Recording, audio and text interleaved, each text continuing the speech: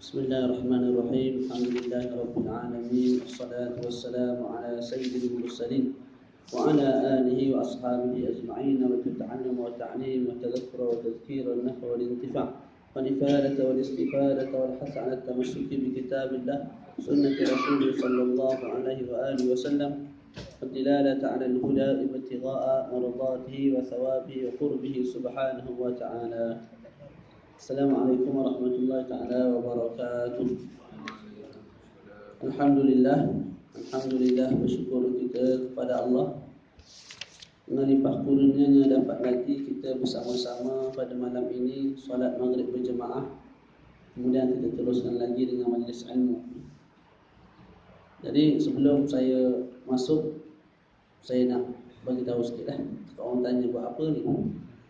Jadi saya rakam pengajian saya dan saya upload di YouTube di channel Ustaz Salah Al-Jengkawi, supaya Ustaz Salah Al-Jengkawi disebah kepada jengka. Jengka. Kalau kita duduk Kuantan, sepatutnya Kuantani. Tapi sebab lama duduk jengka, panggil Al-Jengkawi. Tidak lebih untuk memberi manfaat kepada orang lain lah yang tidak ada dalam majlis ni, insya-Allah. Jadi kalau pergi YouTube bolehlah buka Ustaz Salah Al-Jengkawi, keluarlah.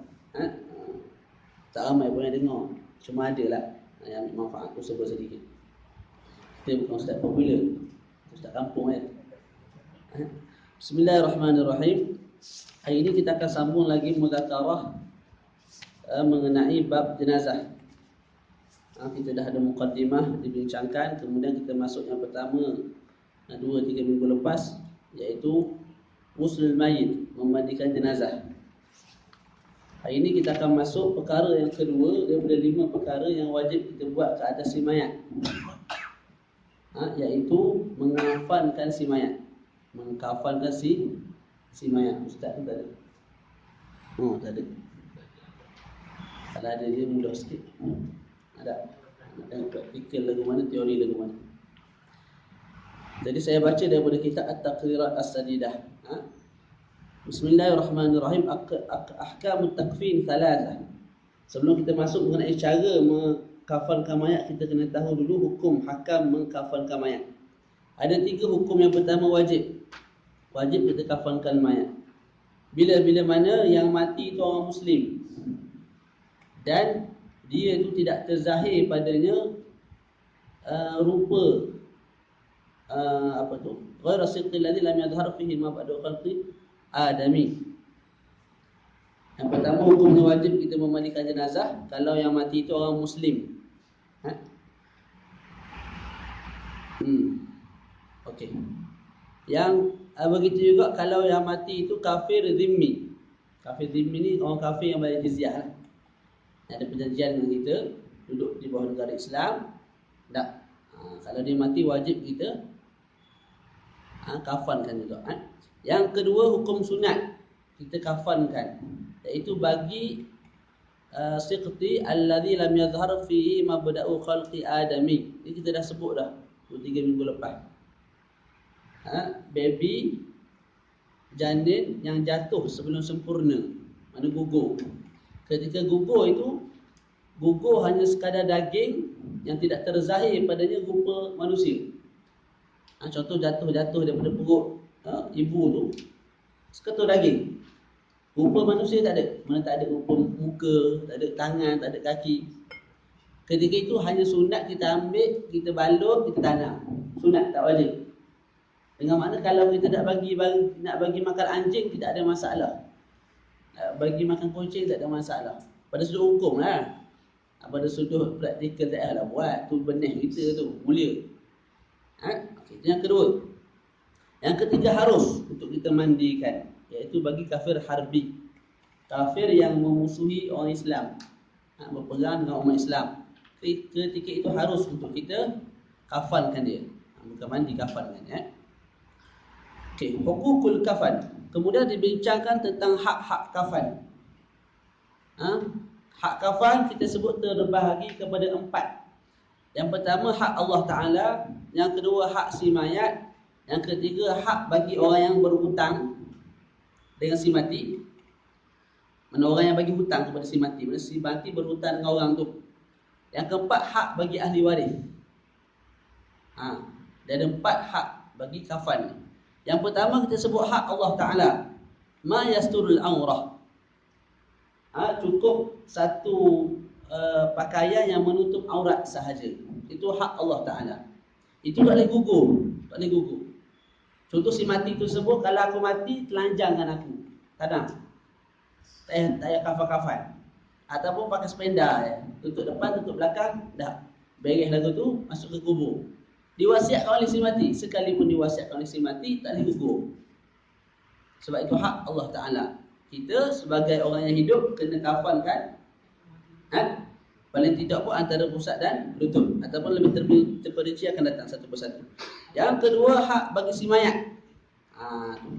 Hak bagi si mayat. Ma yasturu baqiyatal badan minal lifafatil ula. Pakaian yang menutup baki badan daripada antara pusat dan ke lutut daripada balutan yang pertama. Itu hak bagi si mayat. Itu menjadi khilaf antara Imam Ibnu Hajar dan juga Imam Ramli. Imam Ibnu Hajar menyebut kalau si mayat, si mati tu, sebelum dia mati dia berwasiat. Dia kata kalau aku mati, tutup aku sekadar pusat hingga lutut. Bahagian atas pusat, bahagian bawah lutut, tak payah tutup. Tak, ketika itu gugurlah perkara itu. Dengan makna kita boleh tanam dalam keadaan apa? Hanya tutup antara pusat dan lutut. Bukan bogel. Bogel tak boleh. Tak, sebab dia sebut tadi antara pusat dan lutut hak Allah Ta'ala tak digugur. Menurut Imam Ramli, itu hak bagi mayat dan juga bagi Allah Ta'ala. Iaitu pakaian penutup antara bawah pusat, antara atas pusat dan bawah lutut ialah hak yang berkongsi antara manusia dan juga Allah Ta'ala. Ketika itu kita beratkan hak Allah Ta'ala, maka tak boleh gugur. Jadi khilaf ni kesimpulan dia, Imam Ramli sebut nak tak nak, manusia bila mati mesti tutup seluruh badan. Itu. Kalau Imam Ibnu Hajar, dia kata kalau si mati tu mati dan dia mewasiatkan sebelum dia mati, dia kata kalau aku mati, kafankan aku antara pusat dan lutut sahaja. Maka kita buat lagu tu lah. Tapi yang molek pendapat Imam Ramli lah, biar tutup. Paling tidak satu lapis. Yang ketiga, hak bagi orang yang bagi hutang kepada si mayat. Contoh Zaid mati. Tak. Yang bagi hutang kepada dia 5 orang. 5 orang ni ada hak kat atas si mayat. Sebab apa? Sebab si mayat belum bayar hutang. Okay. Hak bagi orang yang memberi hutang ialah lapisan kedua dan lapisan ketiga. Lapisan kedua dan lapisan ketiga. Jadinya kalau si mayat itu mati dan berhutang dengan 5 orang ni, harta pusaka si mayat tak boleh nak bayar 5 ni. Boleh. Ataupun boleh bayar 4. Seorang lagi tak ada yang bayar. Tak. Ketika itu si pemberi hutang boleh cakap apa? Boleh cakap lapisan kedua, lapisan ketiga kamu jangan badut kawan ni. Lapisan tu daripada kamu beli pakaian, bagi aku duit tu. Sebab kawan ni berhutang dengan aku. Orang yang berhutang ada hak. Mana kawan tu balut satu balutan je lah. Kedua, ketiga, ahli yang memberi hutang, orang yang memberi hutang kata apa? Jangan, aku nak duit tu. Jangan beli kain kafan lah, bagi ke aku. Sebab apa? Sebab kawan ni berhutang dengan aku. Boleh? Tu. Okey. Harus, tak wajib. Mana kalau orang yang berhutang tu kata tak apalah, 2, 3 tu balutlah sekali. Mana biar 3 balutan lah. Hutang kami tu kami halal lah, tak ada masalah. Tapi kalau mereka nak tuntut, tak ada masalah. Jadi orang tu hanya satu balutan sahaja ketika dikafan. Yang keempat ialah hakul warasah, hak ahli waris. Lebih daripada 3. Contoh nak balut sampai 5. Nak balut sampai 5 guna duit siapa? Kena duit si mati. Duit si mati tu duit siapa? Duit ahli waris. Ahli waris kata tak boleh. Tak, kami pun nak duit. Keperluan hidup. Contohlah.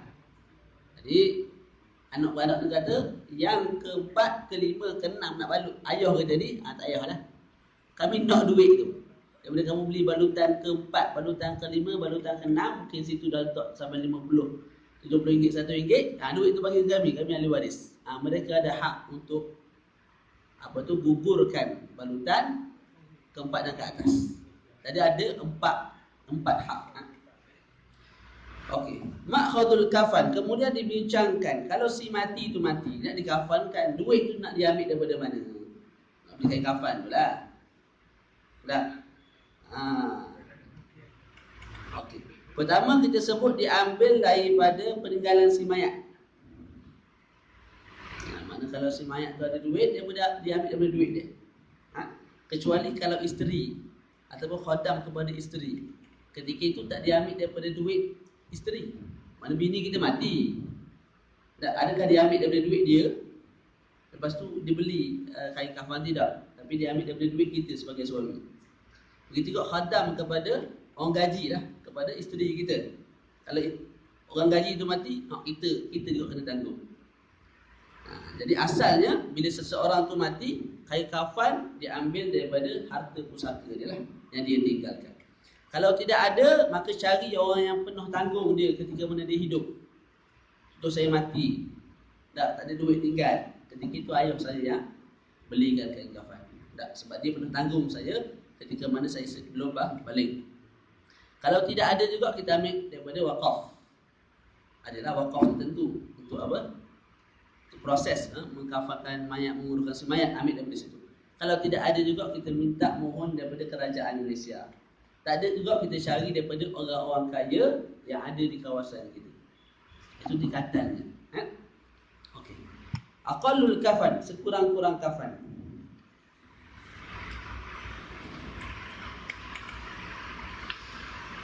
Sekurang-kurang kafan, maksud dia yang wajib kita buat ke atas dia lah. Sekurang-kurangnya ialah saubun ya'umul mayit, satu pakaian yang menutup seluruh badan si mayat. Satu pakaian yang menutup seluruh badan si mayat, satu lapisan sahaja. Itu yang wajib bagi si mayat, ataupun yang wajib ke atas kita lah. Okey. Selagi mana si mati itu tidak mewasiatkan, macam tadi kita sebut, kalau dia mewasiatkan, kalau aku mati, kafarkan aku hanya antara pusat hingga lutut. Ketika itu di sisi Imam Ibnu Hajar gugur. Mana kita boleh tanam dalam keadaan tutup antara pusat dan lutut sahaja. Tapi kalau dia tidak mewasiatkan, maka wajib sekurang-kurangnya ialah satu pakaian yang menutup seluruh badan. Bukan menutup aurat saja, tak, menutup seluruh badan, sama ada lelaki ataupun perempuan lah, sebagai kemuliaan kepada si mayat.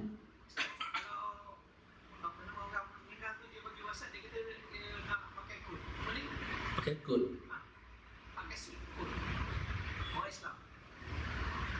Pakai dia nak kapal, tapi dia nak pakai baju suit. Dia disebut kat sini saubun ya'umul badan, satu pakaian yang merangkumi si mayat. Tak semestinya kain kafan tu. Tapi yang molek kain kafan warna putih. Kalau nak pakai baju haji pakai, tak ada masalah. Boleh, tak ada masalah. Cuma kena tutup kepala tu. Boleh, tak ada masalah. Kod tak ada masalah. Cuma bazik lah, kod bukan buah.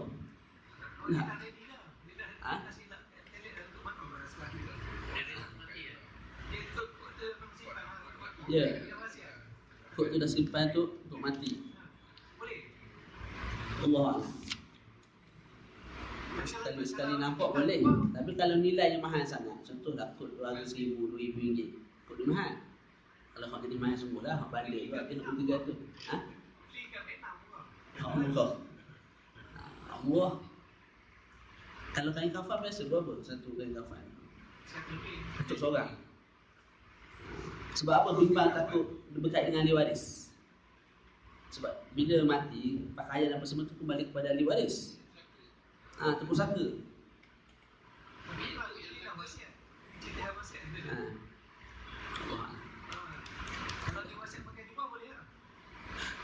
Boleh. Tapi yang mahal sangat tu Allah Alam, tak boleh nak sebut. Saubun ya'umul mayit, itu yang pertama. Okay. Akmalul kafan, kemudian dibincangkan kesempurnaan kafan. Mana campur dia sunat lah. Okay, bagi lelaki sempurna kafan 3 kali balut, 3 lapisan. Bagi perempuan 2 lapisan ditambah dengan izar, kain. Macam kain dia pakai itulah, cuma warna putih. Lepas tu kamis ni pakaian daripada atas sampai ke bawah, jubah dia itulah. Kemudian tudung. Jadi bagi perempuan kita sebut mudahnya 5 lah. 2 untuk balut punya badan, lepas tu tudung, lepas tu jubah daripada atas sampai ke bawah kaki, lepas tu satu lagi kain. Tak, kain batik tu lah, kain lah maknanya. Tak, jangan kain batik, kain lah. Okay. Kalau lelaki 3 lah lapisan. Cara nak kafankan si mayat, tak, mana tahu satu hari nanti dia pencin nak kerja apa, mengkafankan mayat. Jadi kita tahulah dia punya apa tu teori dia. Okey, yang pertama yudha'u qutnun ma'al hanut ala sawatayil mayt fil muqtasal wa tushaddu bi isabatin li yastamsika ma'ala sawatay min al-qutni. Yang pertama kita letakkan qutnun ma'al hanut. Qutnun ni kapas bersama minyak wangi, tak, di atas kemaluan si mayat. Ketika mana si mayat masih di atas tempat mandi. Ini tak tahulah praktikal dalam kita sebut lagu tu. Kita dah lap molek apa semua, tak, kita ambil kapas, wangikan sikit kapas tu, letak bahagian depan, bahagian belakang. Letak saja jatuhlah kapas tu. Kita balut sikit dengan sesuatu supaya apa yang kita letak untuk menutup kemaluan depan, kemaluan belakang itu tidak terjatuh. Itu yang pertama. Okay. Yang kedua, kita cari lapisan yang paling cantik dan juga lapisan yang paling besar. Letak bawah sekali. Lepas tu atas tu kita letaklah hanut. Hanut sandal apa tu? Hanut ni minyak wangi. Orang panggil apa? Minyak atas satu. Kita letak tabur atas tu. Nama dia apa? Kapur barus. Kita tabur di atas kain kafan yang pertama tu, yang paling besar, yang paling comel tu, dengan kapur barus. Kemudian di atas lapisan pertama kita letak pula lapisan kedua yang agak kecil. Letak pula atas lapisan kedua tu kapur barus. Lepas tu letak pula lapisan ketiga. Lepas tu kita pun tabur juga dengan kapur barus. Dalam keadaan kaki mayat menghadap kiblat. Ketika mengurus tu, kaki mayat yang menghadap ke sana lah, menghadap ke kiblat.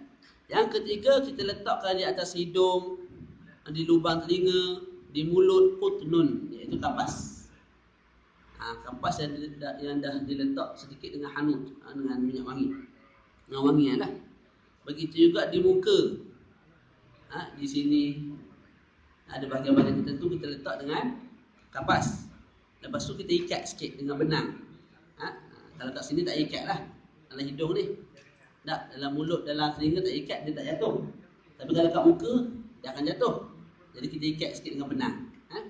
Jangan tak selotip ataupun stapler, mampu kawan tu. Mana? Ikat dengan benang ni. Fa yudha'u ala batni kaffihi al-yumna qutnun ma'al hanut.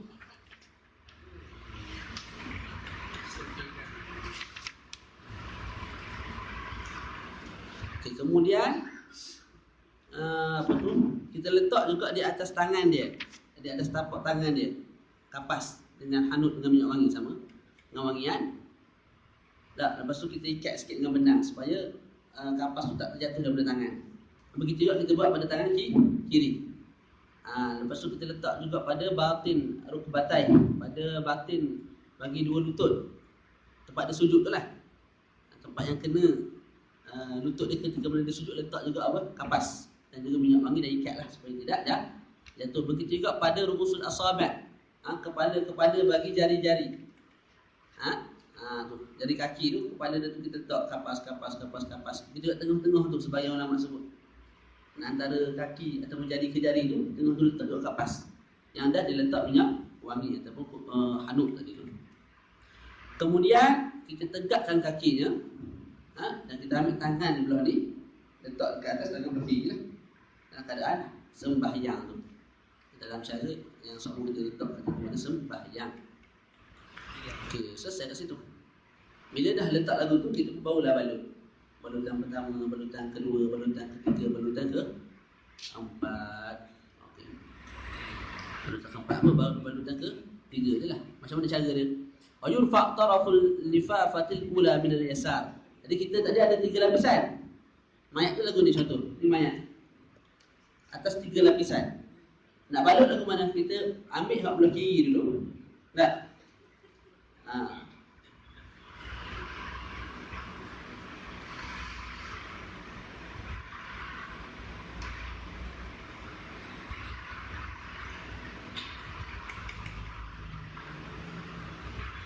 Kita letak belah ni. Tak, lepas tu kita pun ambil belah kanan pula, kita tutup belah ni. Begitu juga untuk lapisan kedua, lapisan ketiga. Jadi selesai dah kat situ. Kemudian mesti kena ikat. Kalau tak ikat dia akan tercabut kain kapan tu. Jadi kita ada 5 ikatan. Cuma ikat, jangan ikat mati. Ikat longgar supaya mudah dicabut ke mana dalam kubur nanti. Yang pertama, ikatan fi tarafil kafan fawqa ra'sihi, atas ni. Ambil sikit, ikat kat sini sekali. Yang kedua ala mangkib ni, 2 bahu diikat. Tak. Yang ketiga alal ajus, punggung, bahagian punggung tu ikat. Ala rukbatan, antara dua lutut ikat. Pusinglah. Lepas tu tahtal qadamain, akhir sekali bawah daripada kita punya kaki tu. Ujung sekali tu kita ikat. Okay. Itu bagi lelaki. Adapun bagi perempuan caranya ialah mudah je. Kita mulakan dulu dengan izar, dengan dia punya kain. Kain tu dibuat daripada kain kafan jugalah. Kemudian kain tu menutup antara pusat hingga ke lutut ataupun sampai ke bawah. Thumma qamisun ya'ummu jami'a jasadiha. Kemudian jubah yang menutup seluruh badannya daripada atas ke bawah. Jadi kain tu di bawah jubah. Lepas tu kita pakaikan pula tudung. Tudung yang dibuatlah. Tak, jadi cara dia. Kemudian barulah kita tutup dengan 2 lipatan. Tutup dengan 2 lipatan. Laki 3 lipatan. Selesai kat situ. Kemudian dibincangkan sedikit tentang masalah yang berkait dengan kafan. Boleh. Yang pertama, al-kafanul maghsul. Kafan yang dibasuh lebih molek, lebih comel untuk kita gunakan daripada kafan yang baru. Itu. Mana kalau ada kain kafan bandel, contohnya kalau ada, saya tak orang jual kain kafan bandel, mana orang pernah pakai, tapi dia pula kawan tu pergi ambil, lepas tu dia jual pula kain kafan tu. Tapi kalau ada lah, tak, tu lebih molek daripada beli hak baru. Sebab apa? Sebab kain kafan tu akhir sekali akan rosak, akan busuk, sebab kena nanah, kena darah dan sebagainya bila si mayat tu duduk dalam kubur tu. Tak. Jadi lebih sesuai lah untuk kita letak benda yang lama. Benda baru bagi orang hidup lah. Tak? Tapi dalam kitab yang lain, kitab Tuhfah karangan Imam Ibn Hajar, dia kata mazhab Syafi'i, sudut dalilnya, sudut nakal ni yang kita ambil daripada ulama sebelum mengatakan yang lebih comel ialah yang baru. Beli hak baru. Dan Nabi pun ketika wafat guna kain kafan yang baru. Jadi kalau kita guna yang baru, kita ikutlah pendapat Imam Ibn Hajar. Dan memang di Malaysia kebanyakan pendapat kita guna pendapat Imam Ibn Hajar. Yang kedua, masalah yang kedua, lam yukaffan wa sulliya alaihi sahat bahan qarahah. Kalau kita tak kafankan si mayat, lepas tu kita semayangkan terus, sah tak semayang kita? Mandi, dah, dengan kain mandian tu letak depan tu semayang, tak kafan dulu, sah tak? Semayang kita sah, cuma hukumnya makruh, dibenci syarat. Syarat nak sah semayang hanya mandi. Kalau tak kafan tak ada masalah, cuma makruh lah. Kalau ditanam tak apa kafan. Kalau belakang ni jangan buat. Kalau berlaku lah, dia orang tanya kita, nak orang surau orang masjid, ada seorang tu ditanam tak apa di kafan, nak buat lagu mana? Tambah semula ke lagu mana? Biar sajalah. Sebab apa? Sebab tanah tu dah menjadi kafan kepada dia, atau menjadi penutup bagi dia. Sebab kafan-kafan ni nak tutup badan, nak tutup aurat. Jadi bila tanam dah ditutup, selesai. Berbeza kalau kita tanam dalam keadaan tidak menghadap kiblat, belum dia solat, ketika itu wajib kita tambah balik. Kamu balik, solat dulu. Kamu balik, apa? Menghadapkan mayat tu kepada kiblat bola kita. Boleh tanam semula. Boleh apa? Letakkan tanam semula. Boleh. Itu pun selagi mana tak berubah lah. Selagi mana tak berubah. Kalau dah 2-3 bulan dah, baru ingat dulu penuh tanam. Mayat ni menghadap ke tempat lain, bukan kiblat. Tak payahlah gali. Awak tu mati dah. Ataupun dah berbau busuk dah. 2-3 hari tak payah dah. Tapi kalau baru lagi, tersedar. Lepas tu wajib pergi gali semula. Kalau kita gunakan ihram untuk membalut jenazah, Tak ada masalah. Tak ada masalah. Tak ada masalah. Syarat dia kain tu ialah kain yang boleh dipakai ketika mana dia hidup. Akan dibincang lepas ni. Kullu mayitin. Kalau dalam hutan, dia tidak ada kain, dia pakai daun pisang dia buat jadi kapan. Boleh. Dia bukan mesti kain. Apa-apa yang menutup. Dah tak ada apa tu? Tak ada lepas tu stapler sikit dengan mana ketah sikit. Kalau tak boleh dia letak lah dalam kubur, buat lagu mana lagi. Okay, kullu mayyitin kufina min malihi walam yakun alaihi dainun mustaghriq li tarikatihi fayajibu lahu salasu lafaifa. Setiap mayat yang dikafankan daripada hartanya sendiri dan dia tidak ada hutang dengan orang lain, ataupun ada hutang tapi hutang tu dah dibayar daripada harta pusaka dan ada duit lebih untuk beli 3 helai kain. Tak, ketika itu wajib 3 lapis. Jadi kesimpulan dia, sebab saya sebut 2-3 masalah tu takut jadi pening. Wajib selapis ke 2 lapis ke 3 lapis.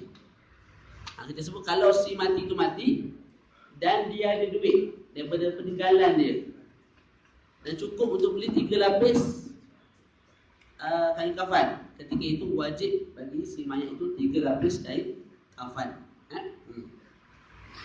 Yang keempat, la yajuzu takfin illa bima yajuzu lahu lubsuhu fi hayatihi.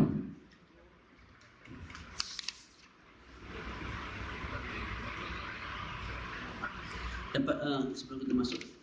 Lepas tu yang tadi kita sebut satu pakaian sahaja yang menutup seluruh mayat.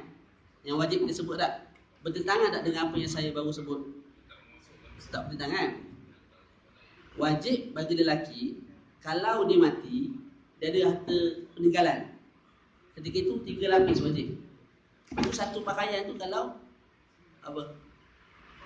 Kalau tidak ada duit. Tidak ada duit. Maka dia ambil daripada duit wakaf ke apa semua, boleh kurang pun satu pakaian yang menutup tubuh badan. Malah menurut Imam Ibn Hajar, kalau si mayat tu mewasiatkan untuk gugurkan bahagian atas pusat, bawah lutut, maka gugurlah. Jadi tidak ada pertembungan. 3 lapis satu keadaan, selapis satu keadaan yang lain, tidak ada pertembungan. Yang keempat, la yajuzu takfin illa bima yajuzu lahu lubsu fi hayati. Kita nak kafankan si mayat, adakah semua pakaian sesuai untuk si mayat? La yajuzu takfin, tidak harus kita kafankan si mayat kecuali dengan pakaian yang harus dia pakai ketika mana dia sedang hidup. Contoh lelaki tak boleh pakai harir, sutera, haram. Jadi ketika mati tak boleh pakai sutera. Tak boleh pakai sutera, haram. Perempuan boleh pakai sutera tak waktu hidup? Boleh. Jadi mati pakai sutera tak ada masalah. Jadi berdasarkan apa yang disebut dalam kitab, mungkin saya boleh jawab soalan haji tadi tu. Sutera ni mahal. Sutera ni sangat mahal. Jadi kalau perempuan ketika hidup dia boleh pakai sutera, ketika mati pun kita boleh pakaikan sutera. Yang sutera tu kalau ikut harta peninggalan, dan harga dia sangat mahal. Ikut tadi pun boleh jadi tanam sekali, tak ada masalah. Kalau dia nak lagu tu. Tambah-tambah lagi kalau dia wasiat tak. Okey. Wa kadza la yajuzu binajisil ain. Begitu juga tidak harus kita tanam si mayat dengan mengafankan ataupun tidak harus kita kafankan si mayat dengan najis al-ain. Maknanya dengan kulit babi, kulit anjing tak boleh. Haram. Begitu juga pakaian yang bersih tapi kena najis yang tidak dimaafkan di syarak. Contoh kain kafan. Tapi kain kafan tu ada tai, 2-3 tumpuk. Tadi kita kafankan si mayat, kena basuh dululah. Okey. Nombor 6, nombor 5. Masalah yang kelima, al-mayyitu al-muhrim la yughatta ra'suhu wa la yutayyab wa kadzalika al-muhrimatu la yustar wajhuha. Yang kelima, mayat yang muhrim mati dalam keadaan ihram. Ketika itu tidak boleh ditutup mukanya dan juga tak boleh diwangikan. Mana seperti orang yang sedang berihram, haji atau umrah. Sebelum tahallul mati dulu. Tak, ketika itu nak ditanam si kafan dulu. Kafan tu tak boleh kita buat macam orang biasa. Kena buat macam seolah-olah dia tu sedang ihram. Muka jangan tutup sebab haram bagi lelaki tutup muka ketika ihram. Tak, begitu juga jangan tutup kepala. Apa tu haram tutup muka pula dah? Apa tadi? Ha? Kepala al-mayyitul muhrim tidak tak boleh tutup kepala. Jadi kepala jangan ditutup, buka kepala dia. Begitu juga tidak boleh diwangikan. Kalau perempuan